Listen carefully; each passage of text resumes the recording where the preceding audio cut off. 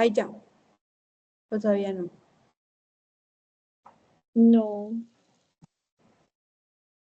Espérame yo. aún no.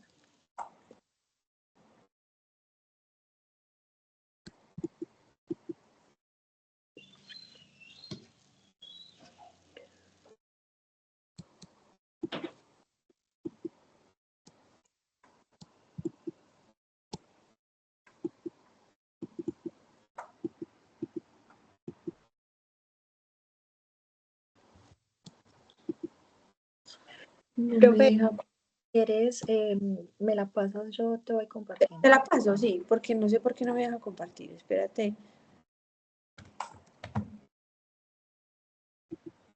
Se la paso a Meli. Sí. Listo. Un segundito.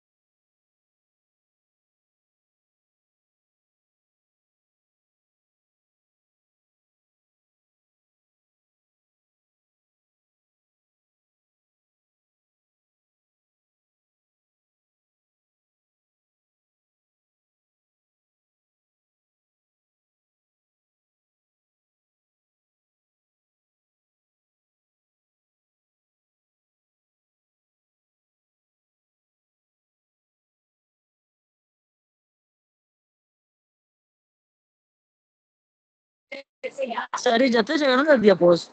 Sí, pilla. Ya voy a comenzar a transmitir y me dicen por si se ve.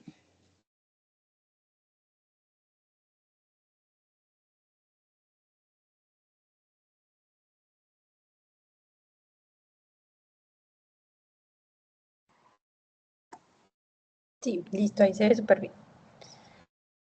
Bueno, entonces buenas noches.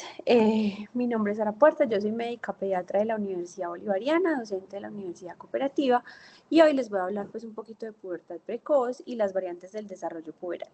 La idea es hablar pues como sobre algunos aspectos clínicos y prácticos para la diferenciación y el manejo.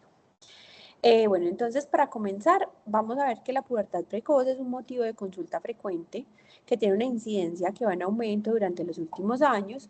Es una entidad que es más común en niñas que en niños. La pubertad precoz pues es una de esas entidades que cada vez se hace más frecuente y que de manera errónea pues asociamos directamente con las niñas, pero que realmente también puede presentarse en los niños. En la que se encuentran involucrados factores genéticos, ambientales y personales, y que requiere que se haga una identificación y una evaluación adecuada, buscando diferenciar pues como entre esas variantes normales de las verdaderas alteraciones pues como en la pubertad, porque realmente no todos los niños van a necesitar ser estudiados ampliamente, ni todos van a necesitar finalmente pues un tratamiento. Dale, si quieres pasa la diapositiva. Bueno, entonces se entiende la pubertad como esa etapa del desarrollo en la que aparecen las características sexuales secundarias y se logra la maduración sexual. Va a estar marcada por los cambios hormonales, físicos, emocionales y psicológicos. Esto va a ser muy determinante en cualquier ser humano y va a condicionar la vida adulta y el potencial reproductivo. Ahora, entonces, pubertad precoz se va a definir como el desarrollo de esas características sexuales a una edad 2 a 2.5 pues, desviaciones estándar que van a estar por debajo del promedio para el inicio de la pubertad. De una manera más simple, pues esto se refiere pues como a la aparición de cambios mamarios antes de los 8 o la menstruación antes de los 9.5 años en las niñas y en el caso de los niños cuando hay un aumento del volumen testicular o peneano antes de los 9 años.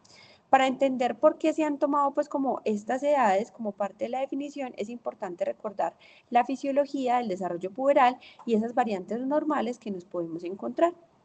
Dale, si quieres pasa.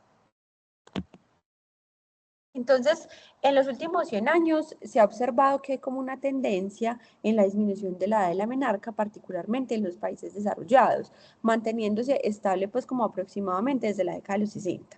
Esto se ha atribuido mucho a la mejoría de las condiciones de vida y al estado nutricional que se ha acompañado pues como a la evolución de la humanidad. Entonces, vemos acá en esta gráfica esa tendencia a la disminución de la menarca, pues como con el paso de los años. Entonces, la presencia de factores genéticos, raciales, ambientales y personales han hecho difícil poder pues como estimar de forma adecuada la prevalencia y la incidencia de la pubertad precoz.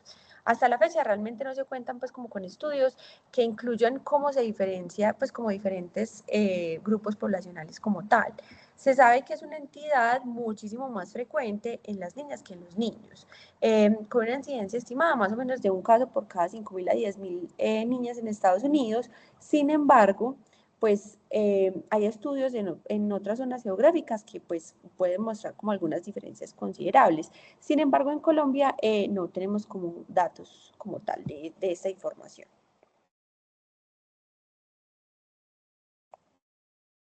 Entonces, cuando hablamos, por ejemplo, de pandemia, no solamente nos referimos a la del COVID-19, porque desde hace décadas la humanidad viene lidiando como con el sobrepeso y la obesidad, otra pandemia que realmente también es responsable de estadísticas alarmantes cuando hablamos específicamente, por ejemplo, de morbimortalidad.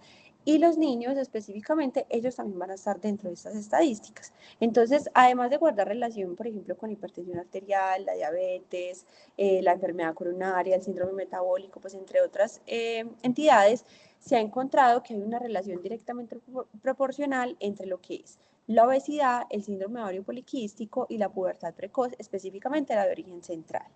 El mecanismo fisiopatológico se basa básicamente en que hay un aumento de andrógenos circulantes que es secundario a una resistencia a la insulina que va a generar mayor producción de estrógenos en el tejido adiposo. Adicionalmente, pues vamos a ver que hay unos niveles aumentados de adipoquinas, como lo es la leptina y la hiponectina, que estas van a tener pues como un papel más importante en liberación específicamente de X-peptinas, que estas lo que van a hacer es estimular el inicio de la pubertad. Dale, si quiere, pasa la diapositiva.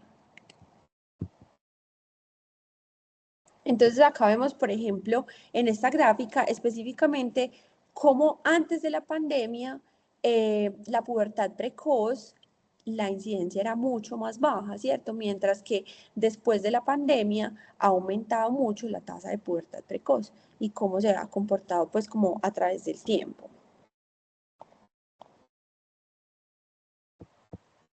Entonces acá vamos a ver un concepto muy importante que es el concepto de disruptores endocrinos. Se conoce como disruptor endocrino a todos ellos, pues como a todos los agentes exógenos que generalmente van a ser sustancias químicas que alteran tanto la síntesis o alteran pues como la acción hormonal.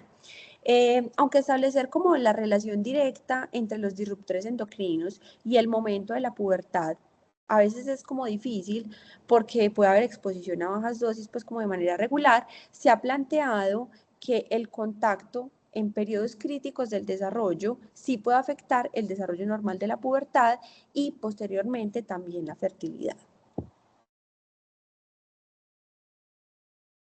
Se ha visto que, por ejemplo, compuestos como lo es la soya y sus derivados, el aceite de lavanda, lo que es, por ejemplo, el aceite del árbol de té, productos a base de embrión de pato y también de hinojo, estos pueden estimular pues como lo que es la actividad estrogénica. Por eso es que es importante siempre indagar por estas sustancias y en caso de que las identifiquemos, debemos recomendar evitarlas y pues como suspender su uso. Entonces, para poder comprender las variaciones y la alteración de la pubertad, lo primero que deberíamos hacer es como hacer una distinción entre dos procesos que van a estar a cargo pues de ejes hormonales diferentes, que van a ser la gonadarquia y la adrenarquia. Entonces, la gonadarquia va a ser secundaria a un aumento en las concentraciones tanto de FSH como LH desde la hipófisis anterior, que lo que hace es impulsar la maduración de las gónadas y llevar a que haya una foliculogénesis y ovulación en la mujer y una espermatogénesis en el hombre. Clínicamente, esto se va a hacer evidente con la telarquia en la mujer y la menarca y el agrandamiento testicular pues en el hombre, ¿cierto? Cuando hablamos ya pues como de la adrenarquia, esta va a ser secundaria a un incremento en la producción de andrógenos por parte de la corteza suprarrenal. Esto clínicamente, ¿cómo se va a hacer evidente? Porque vamos a ver que hay aumento o aparición pues como tal de los caracteres sexuales secundarios, entonces hay vello púbico, ¿cierto? Hay algo importante y es que la adrenarquia suele preceder a la gonadarquia y esto es importante porque entonces su existencia no siempre nos va a hablar de pubertad precoz. Entonces, aunque desde el nacimiento contamos con los órganos sexuales, es solo cuando ocurre pues como la pubertad que logramos esa maduración sexual y la capacidad de reproducción. Todo esto como producto de esa interacción entre pues, los mecanismos que hablábamos ahorita, lo que es genéticos, ambientales y hormonales. ¿Listo? Dale, pasa si quieres. Entonces, todo va a comenzar con una liberación pulsátil, como hablábamos ahorita, de la hormona liberadora de gonadotropinas, que va a ser la GnRH. Esto va a estar a cargo del hipotálamo. Entonces, esta va a estimular a la adenohipófisis para que se produzca principalmente FSH y LH, que esta también generalmente se libera de forma pulsátil. Este patrón generalmente se mantiene durante toda la etapa reproductiva. Pasa la diapositiva, por favor. Entonces, en la vida vamos a tener 3 periodos en donde vamos a tener un incremento de las gonadotropinas hipofisiales. Entonces, el primer periodo va a ser en la vida intrauterina, en donde se logran pues como unos niveles muy altos de estas hormonas, ¿cierto? El eje hipotálamo hipófisis gonadal se va a activar pues como en la vida fetal, más o menos hacia la mitad de la gestación, y luego sufre como un feedback negativo por todas las hormonas placentarias. Va a haber un segundo momento, ese segundo momento sea en el periodo postnatal durante esa primera semana de vida. Entonces, cuando nacemos, ese nivel de gonadotropinas va a ser muy bajo, pero en la primera semana de vida se va a reactivar ese hipotálamo hipófisis gonadal y se va a mantener activo por unos meses, que es a lo que se le va a conocer como una mini pubertad, más o menos hacia los 12 meses de vida, o sea, como hasta el año. Aquí va a predominar la LH en los niños con un pico de secreción de testosterona más o menos entre 1 y 3 meses y la FSH en las niñas favoreciendo como un desarrollo folicular ovárico y producción fluctuante de estradiol, que es lo que a veces puede producirse en las niñas como una telarquia del lactante. ¿Listo? Y luego vamos a ver que entran como en una fase de quiescencia, este hipotálamo hipófisis gonadal, hasta que hay un momento cercano pues a la pubertad, donde ya hay una secreción pulsátil de la GnRH. Este último, pues que sería pues como el tercer momento. Entonces, ¿por qué no se activa antes? Porque en la etapa prepuberal esas concentraciones mínimas de esteroides sexuales hacen como una retroalimentación negativa y bloquean el eje. Entonces, a medida que llega la pubertad, se da como un fenómeno de sensibilización en donde se requieren mayores concentraciones de esteroides sexuales para poder generar una inhibición, pero como no es suficiente, pues aparece como esa secreción pulsátil de la GnRH. Entonces acá vemos como lo normal, que es la cronología de los cambios puberales. ¿Qué es lo primero que aparece? Generalmente la adrenarquia. Y de ahí para allá empiezan a aparecer los cambios. Entonces aparece el botón mamario, en la mujer obviamente, posteriormente la menarquia y luego aparecen los ciclos, que cuando hablamos de la menarquia son ciclos que inicialmente son ovulatorios y posteriormente pues sí aparecen pues como ovulatorios normales y entramos pues a la adultez.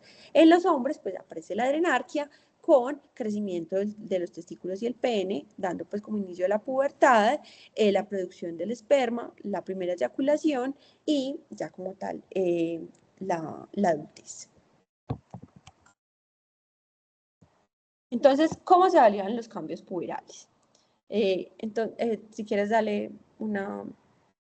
eso. Entonces, más o menos entre 1969 y 1970, Marshall y Tanner publicaron pues como unos hallazgos sobre cambios puberales, entre niñas y los niños, ¿cierto? A lo que se le llamó pues como la escala de Tanner.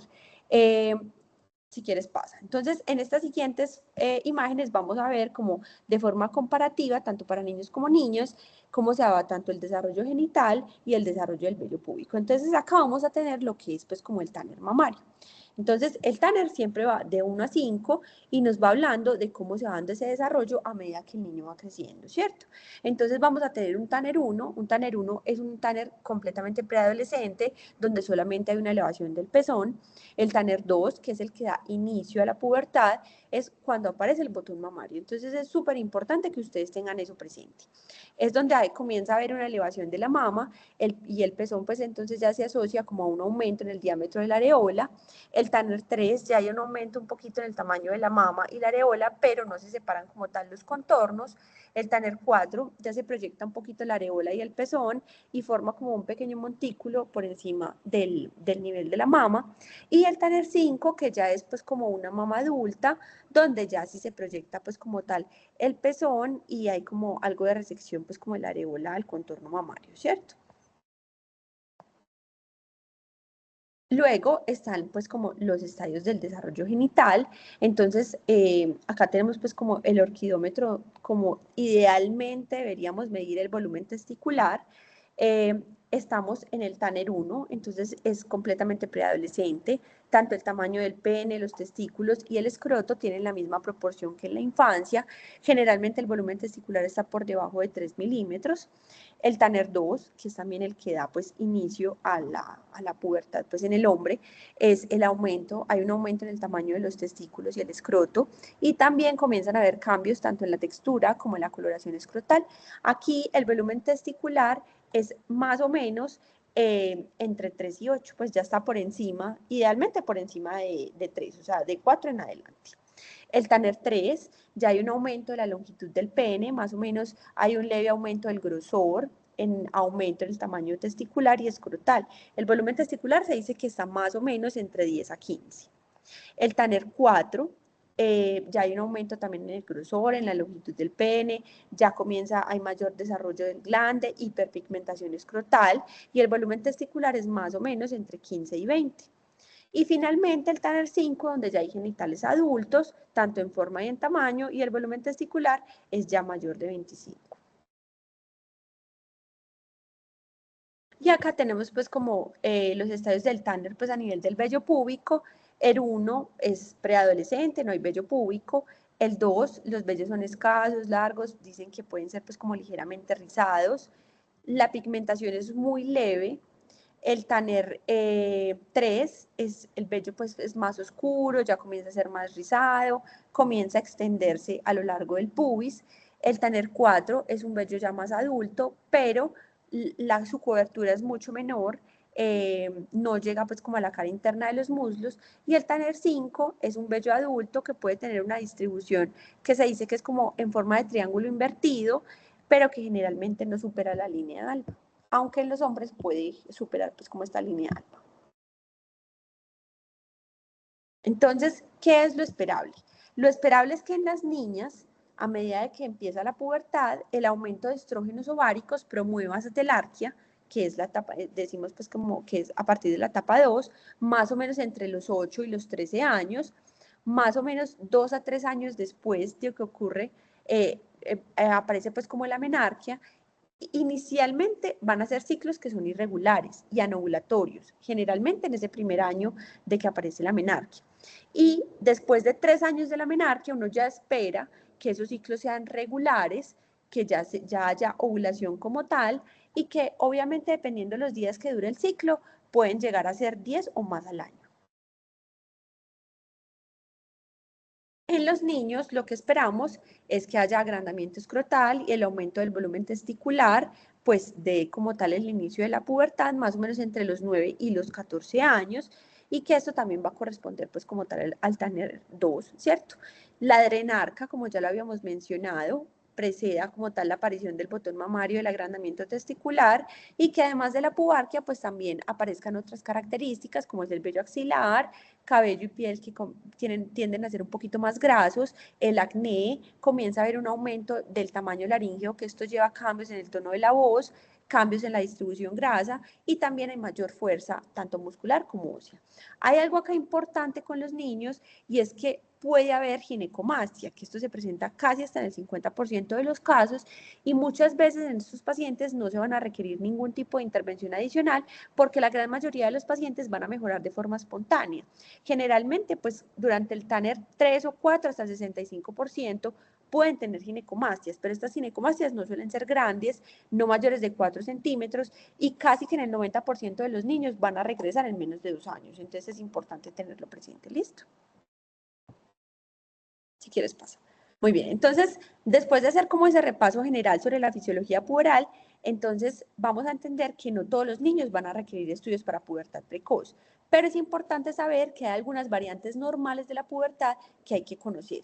La primera es la telarquía prematura.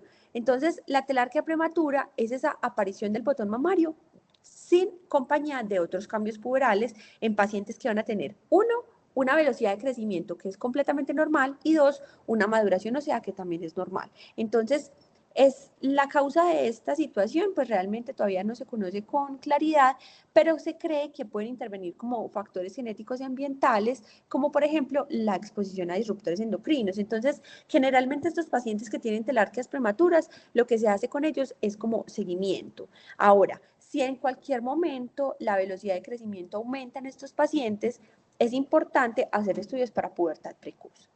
Y la otra es la adrenarquia prematura. Entonces, la adrenarquia prematura se caracteriza porque hay aparición de vello axilar, vello púbico, olor apocrino, puede haber o no acné, ¿cierto? Y esto generalmente va a ser producto de una maduración temprana de la glándula suprarrenal con aumento de producción de hidroepiandrostenediona sulfato en la zona reticular, ¿cierto? Acá lo que pasa es que hay aumento pues como de esas concentraciones de andrógenos a nivel adrenal que en la periferia lo que van a hacer es convertirse en testosterona. Esto puede ser mucho más frecuente, por ejemplo, en niñas que pueden tener sobrepeso o también se ha visto mucho en bebés que han sido pequeños para la gestacional o en algunas minorías étnicas, ¿cierto? Generalmente la adrenarquia prematura tampoco va a requerir tratamiento, simplemente es importante tener presente que acá lo que hay que hacer es descartar, por ejemplo, causas como hiperplasia suprarrenal congénita o algunos tumores productores de andrógenos que pueden ser pues como ováricos o suprarrenales. ¿Listo? Acá hay que mirar que generalmente esta adrenarquia prematura evoluciona lentamente, la velocidad de crecimiento es normal y muchas veces podemos solicitar ecografías, sobre todo pues como para descartar estos tumores productores de andrógenos, donde vamos a ver que la ecografía es completamente puberal, es decir, si hacemos, por ejemplo, una ecografía en una niña, vamos a ver que al nivel ovárico son menores de 2 cc, o por ejemplo, si vemos a nivel clínico, los testículos en los niños van a ser menores del volumen, va a ser menor de 4 centímetros, ¿cierto? Entonces eso es importante. Y que la edad ósea es completamente normal en estos pacientes, ¿cierto? O sea, no hay como ningún tipo de alteración en ellos. Muy bien. Si quieres, pasa. Entonces, ahora sí, pues como entrando en materia, entonces, desde la fisiopatología, la pubertad precoz, entonces, la pubertad precoz puede estar causada, ya sea porque hay una liberación pulsátil y temprana de la GnRH, que es a lo que se le conoce como la pubertad precoz de origen central o que va a ser dependiente de gonadotropinas, y por otro lado, vamos a tener aquella que no depende de una activación temprana del eje, sino de patologías que afecten directamente las gónadas y que puedan implicar pues, una secreción excesiva de hormonas sexuales, a la que se le denomina como una pubertad precoz de origen periférico, y que esta es completamente independiente de gonadotropinas. Entonces, es importante saber que cualquiera de las dos puede ser ocasionada por condiciones que pueden ser genéticas, adquiridas o idiopáticas, que siempre la más frecuente va a ser la pubertad precoz de origen central, que es idiopática y que se presenta más o menos en un 75-90% en niñas y más o menos un 25-60% en niños. O sea, siempre va a ser más común pues como en niñas.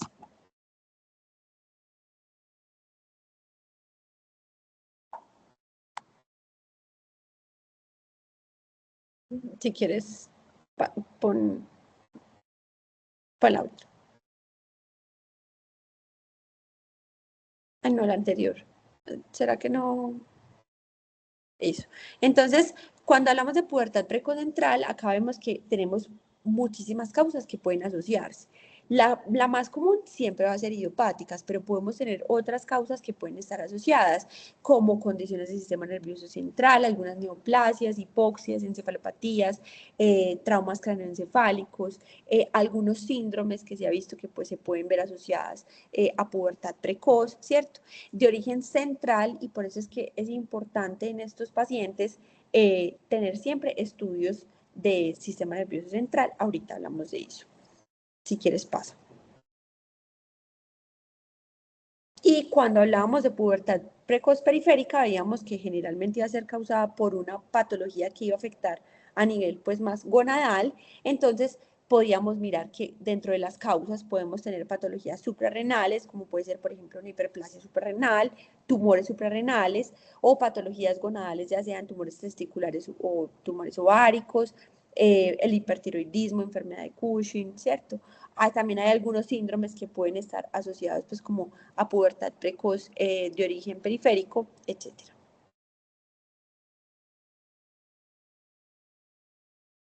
Muy bien. Entonces, ante la sospecha de una alteración en la pubertad, pues es importante siempre hacer un muy buen interrogatorio. Si quieres, dale otra que falta ahí como una. Eso. Entonces, primero la edad de inicio de los cambios puberales, ¿cierto? Es muy importante esa parte y la cronología de los cambios. Entonces, ¿por qué es importante esto? Porque la pubertad precoz de origen central siempre va a seguir la cronología usual de la pubertad normal, mientras que cuando tenemos una pubertad precoz de origen periférico, esta altera esa cronología. Entonces, eso es importante tenerlo presente. O sea, la precoz de origen periférico altera la cronología usual, es decir, todo aparece en desorden. Mientras que cuando tenemos una pubertad precoz de origen central, todo aparece en orden, pero de forma más temprana. Otra cosa es la revisión por sistemas. Entonces, síntomas que de pronto puedan sugerir alteraciones a nivel del sistema nervioso central. Antecedentes perinatales, entonces, si fue un recién nacido a término, si fue pretérmino, si hubo RCIU, si fue pequeño para la gestacional. Antecedentes exposicionales, entonces, cuando hay uso de esteroides, ingestión accidental de pastillas anticonceptivas, uso de estrógenos tópicos, por ejemplo, cuando las niñas tienen sinequias vaginales, si hay exposición, por ejemplo, a productos que puedan contener testosterona. Hay algo muy común y es, por ejemplo, el uso de champús a los que se le agregan pastillas anticonceptivas, porque se cree que pues, es algo muy popular que puede favorecer, por ejemplo, el crecimiento del cabello. Entonces, esto ahí, pues como se conoce como un... Hay, contacto, por ejemplo, con disruptores endocrinos, ¿cierto? O, por ejemplo, productos que puedan tener embrión de pato, etcétera, ¿cierto? Cuando hay antecedentes de TEC, infecciones del sistema nervioso central, pacientes que tengan cáncer y puedan estar en manejo con radioterapia o quimioterapia, o antecedentes familiares. Entonces, si por ejemplo, a qué edad inició la pubertad en los padres o en los hermanos, o si de pronto hay algún antecedente de pubertad precoz en algún miembro de la familia.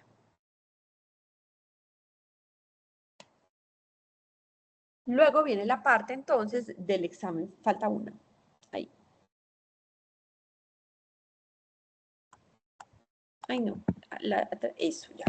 Entonces, luego viene la parte del examen físico. Entonces, hay que caracterizar antropométricamente pues, a este paciente. Entonces, calcular la velocidad de crecimiento, siempre de ser posible. Pues si es una primera evaluación es muy difícil, a no ser de que tengamos, por ejemplo, el carnet de crecimiento y desarrollo y tengamos tallas previas, es muy bueno si podemos calcular como cuál es la velocidad de crecimiento de este paciente. Hay que identificar características sexuales secundarias, si tiene piel o cabello con tendencia a grasa, si hay lesiones compatibles, por ejemplo, con acné, cambio en la tonalidad de la voz en los niños, vello axilar, vello púbico, etcétera, ¿cierto?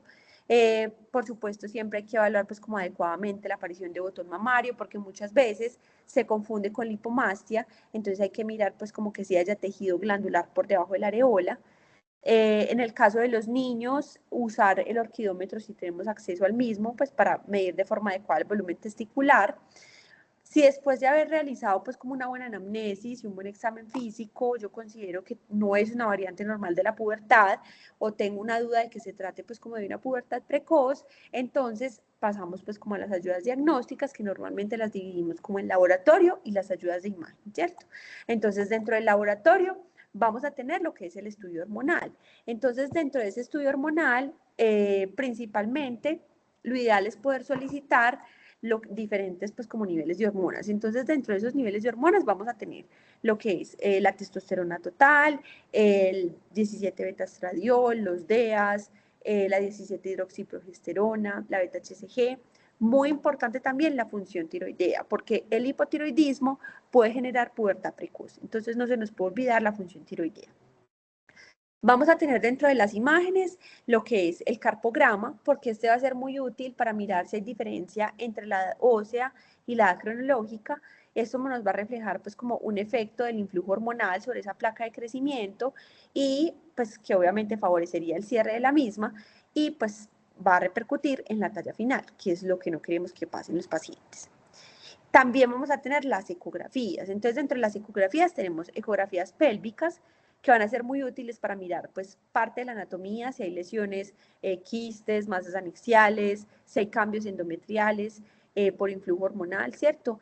Mirar el volumen uterino, generalmente cuando ese volumen uterino es mayor de 2 milímetros, cuando por ejemplo el volumen ovárico también es mayor de 2 milímetros, eso suele ser pues como más sensible y específico para tener una pubertad precoz. La ecografía testicular también es muy importante, nos puede ayudar porque a veces nos reporta, por ejemplo, anomalías que sugieran que puede haber un tumor de células de Leydig, que aún no puede ser como evidente al examen físico, entre otras, ¿cierto? Y también podemos tener la ecografía abdominal, que también nos puede ayudar mucho, sobre todo para mirar si hay alteraciones o cambios a nivel de la glándula suprarrenal cuando estamos pensando específicamente pues en una pubertad de origen periférico. Otro muy importante es la resonancia cerebral. Entonces, la resonancia siempre debemos solicitarla si sospechamos que el origen de la pubertad precoz es de origen central, porque hay que descartar que puedan haber anomalías pues como estructurales, pues anatómicas, ¿cierto? O si el niño es menor de 6 años, siempre hay que solicitarle una resonancia cerebral. Ya pues la parte de los estudios genéticos, generalmente eso se solicitan pues más cuando sospechamos que toda la parte de la pubertad precoz está asociada como alguno de los síndromes pues que mencionábamos previamente. Si quieres pasa. Bueno, entonces con respecto a las gonadotropinas, vamos a ver que normalmente uno podría cuantificar el valor de las gonadotropinas, ¿cierto? Sin embargo, los niveles basales tanto de FSH como LH, pues realmente no aportan mayor información. Solamente cuando, por ejemplo, los niveles de LH están por encima de 0.3. Este es un valor pues como muy importante. Ahí se va a considerar muy sugestivo de que pueda haber una pubertad precoz de origen central. Los valores de FSH y LH, pues posterior al estímulo con GnRH, pues se van a considerar como el gol estándar para poder diagnosticar una pubertad precoz de origen central. Digamos que ese es como el gol estándar, ¿cierto? Hacer un reto con GnRH, así hacemos el diagnóstico de una pubertad precoz de origen central. ¿Cómo se hace ese reto con GnRH? Pues básicamente eso consiste en administrar GnRH exógena a un análogo de GnRH y cuando el paciente tiene una pubertad precoz de origen central, se miden los niveles específicamente de LH, donde estos niveles se van a elevar por encima del valor de referencia, que generalmente ese valor de referencia que se maneja es por encima de 5. Obviamente estos son exámenes que ya se manejan pues como por parte de endocrino, o sea, ya son exámenes muy específicos, ¿cierto? Si quieres pasa.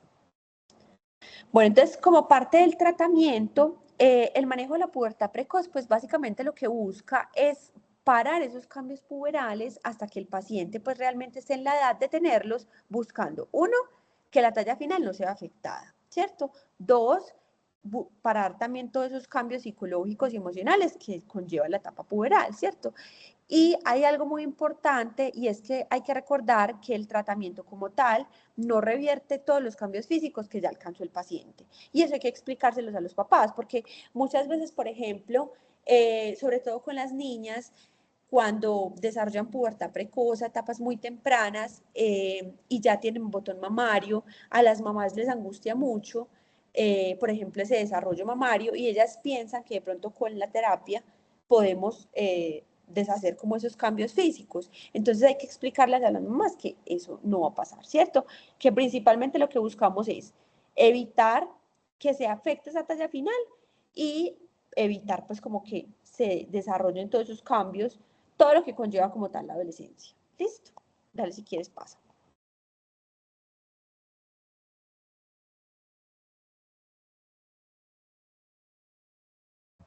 Dale otra ahí.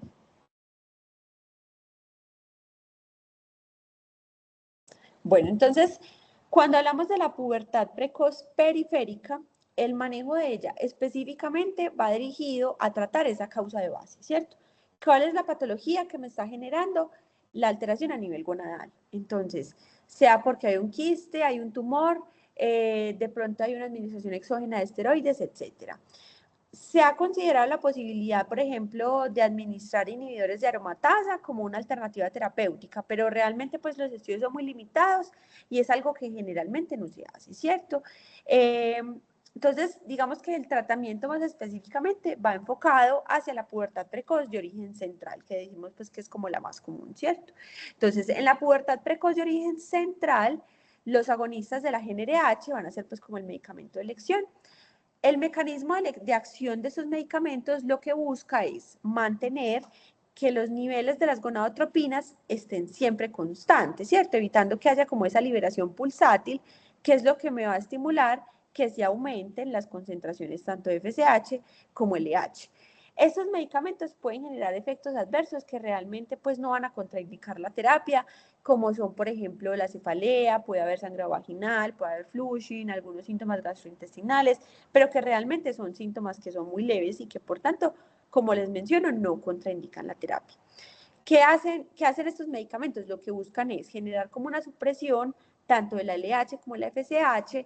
Generalmente esa supresión ocurre más o menos entre 3 a 4 semanas después de haber iniciado el tratamiento, ¿cierto? Si quieres pasa la diapositiva, por favor. Entonces, acá están pues como los principales agonistas de la GnRH que se usan. Los dos primeros son los que tenemos pues como disponibles, que son la triptorelina y el acetato de leuprorelina, ¿cierto? Son métodos que son inyectables y que obviamente el seguimiento pues se va a hacer de acuerdo pues como la dosis va a depender mucho de los días para los que se administre, ¿cierto? Digamos que la triptorelina se puede administrar o cada 28, o cada 84, ¿cierto? O sea, dependiendo la dosis va a depender mucho de los días en los que se administre. Como les menciono, obviamente es un tratamiento que debe ser administrado pues como por endocrino y que obviamente pues el seguimiento como tal de un paciente con pubertad precoz, pues lo ideal es que esté pues de la mano con el endocrino pues pediatra, listo. Si quieres pasa. Bueno, entonces, como parte del seguimiento, vamos a ver que estos niños que tienen cambios puberales, la idea es que el seguimiento se esté haciendo más o menos cada 3 a 6 meses. Lo que buscamos es mirar la progresión de esos cambios puberales, si hay aparición de otros signos o si hay síntomas pues que nos puedan sugerir que de pronto pueda haber otra etiología. Siempre hay que calcular la velocidad de crecimiento y definir pues si de pronto pueden requerir una valoración temprana por pediatría o endocrinología pediátrica, obviamente, pues para determinar si vamos a necesitar tratamiento en algún momento, ¿cierto? Si todavía no lo tiene, si estamos viendo pues que se están presentando pues como tal los cambios. ¿Listo? Si quieres pasa. Con respecto al tratamiento, pues realmente hasta el momento no hay claridad sobre cuál es el momento en el cual se descontinúa la terapia, ¿cierto? La decisión en cuál momento se debe parar la terapia va a depender muchísimo de cada paciente, sobre la madurez física del paciente, psicológica y qué respuesta clínica esté teniendo pues como al tratamiento. Generalmente es una terapia que se para más o menos hacia los 11 años, ¿cierto? Porque lo que buscamos es como que ya el desarrollo se dé de la forma fisiológicamente pues como debería darse, ¿cierto? Entonces ya lo que se busca es separar a los 11 años y que ya se desarrolle pues como la pubertad normal en el paciente.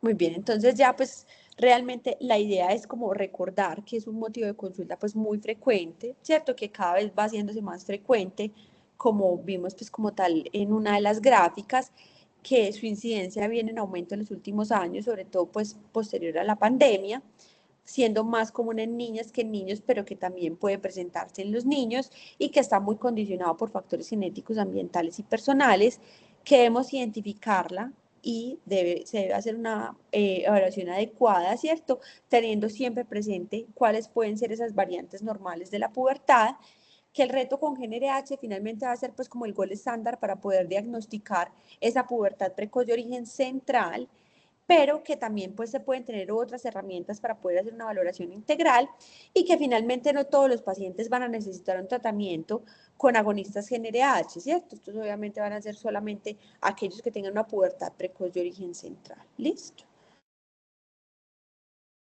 Listo. Si quieres pasa. Y eso sería como todo. No sé si tienen alguna duda, alguna pregunta.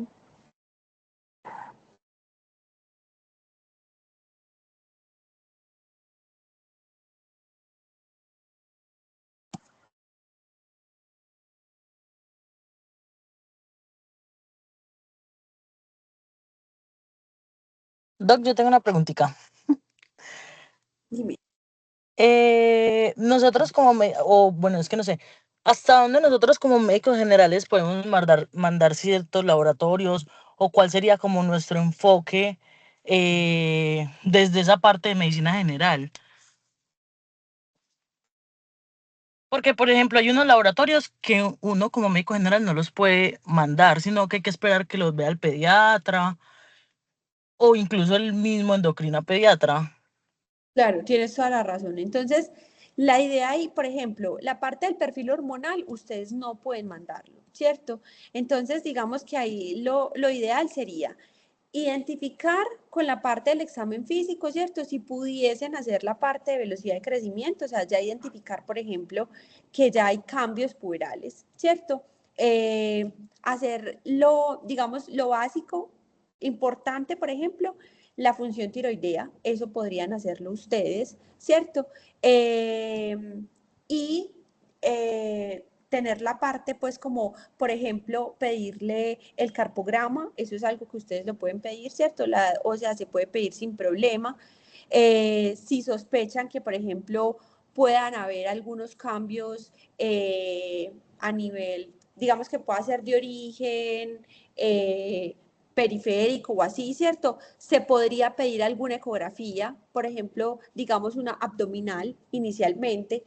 Con eso, por ejemplo, sería suficiente, ¿cierto? Porque digamos la parte del perfil hormonal, eso no, ¿cierto? Y digamos que la resonancia, pues ya es algo muy avanzado, pues porque lo ideal sería primero hacer como la parte del perfil hormonal, ¿me hago entender? Entonces sería primero hacer una buena anamnesis, un buen examen físico, siempre la velocidad del crecimiento, ¿cierto? Porque, digamos, estos pacientes con pubertad precoz, esa velocidad de crecimiento va a estar aumentada. Pedir un carpograma, buscando que uno esperaría que esa ósea no sea concordante con la cronológica. Entonces, eso es algo que es un examen básico que también lo podrían pedir. Y si tuviésemos acceso también a una ecografía, pues se podría pedir.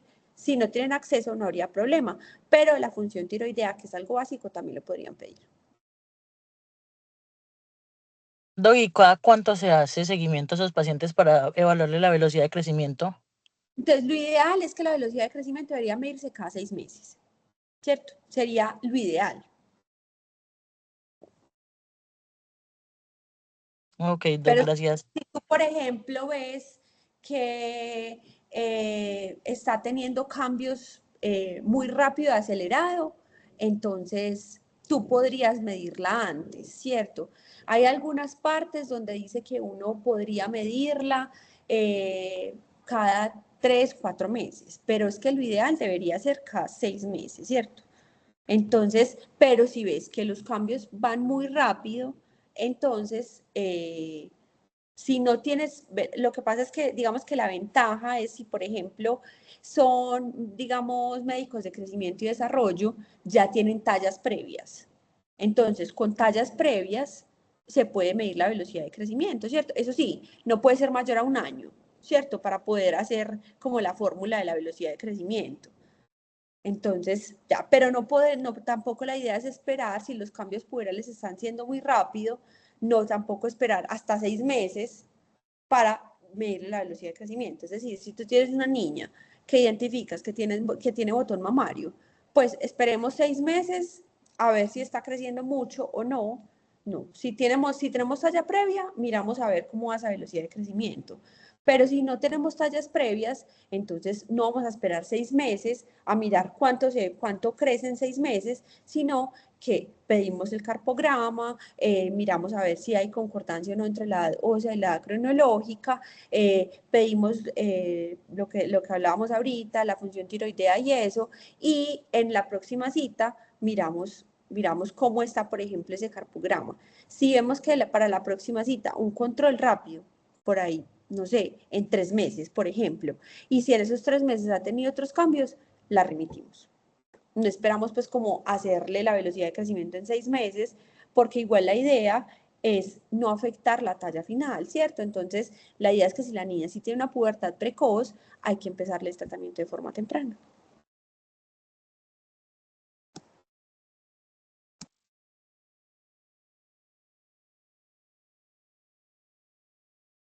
Ok, Doc, gracias. Chicos, ¿alguno tiene alguna otra pregunta, dudas, lo que quieran contarle a la doctora?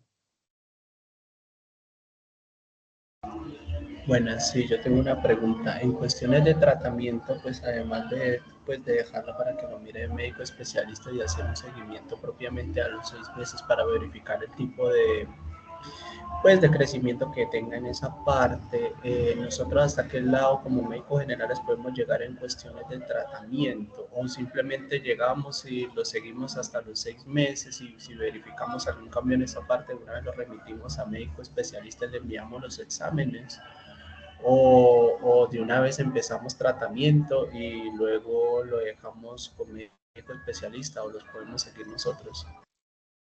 No, la idea es que si tú identificas cambios, la idea es hacer una remisión temprana, porque ese tratamiento no puede hacerse por parte de médico general, es más, ni siquiera nosotros por pediatría, ¿sí me entiendes? El tratamiento debe hacerse por parte de endocrino. Entonces, como la idea es no retrasar el tratamiento, entonces, entre más tiempo esperemos, más tiempo se va a retrasar, más cambios va a tener la niña o el niño y más riesgo puede haber de que se afecte la talla final.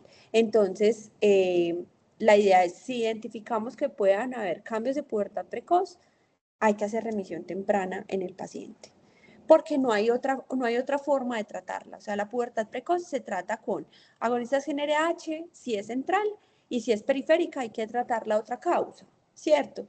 Entonces, pero para tú poder saber cuál de las dos tiene, necesitas hacer o el reto GnRH, si es central. Ahora, ¿qué es importante? Lo que hablábamos ahorita. Recuerden que si es central, la pubertad sigue la pubertad precoz sigue los cambios, ¿cierto? O sea, todo va en orden. Pero si es periférica, todo es en desorden. Entonces, eso también puede ser como una alerta para uno poder decir más o menos de pronto qué tipo de pubertad puede tener el paciente, ¿cierto? Aún así, los exámenes que necesitamos no podrían, o sea, no pueden solicitarlos ustedes porque el perfil hormonal es algo muy específico. Entonces, en ese caso, la idea es hacer una remisión temprana. Muchas gracias. Un gusto.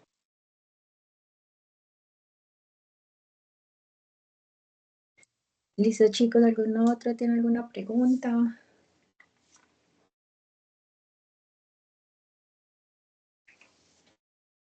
Si no es así, Doc, muchísimas gracias. También muchas gracias al grupo de ginecología también por habernos ayudado con esta charla, que fue muy, que nos enseña mucho a nosotros como médicos generales, ya que este tema pues no lo abordamos a diario y es muy importante saberlo. Entonces, muchísimas gracias, chicos, por su tiempo, profe, a ti por también tu tiempo y tu conocimiento. Muchísimas gracias. No, con muchísimo gusto. Muchas gracias a ustedes. Pues imagínense un viernes hasta ahora. Que estén muy bien. Cualquier duda me pueden preguntar o lo que sea. Meli tiene mi número. Entonces, lo que necesiten. Listo. Muchísimas gracias, profe. Feliz noche. Que estén muy bien. Muchísimas Hasta luego. gracias. Muchas gracias. Chao, que estén bien. Gracias. Luego, feliz noche. Gracias.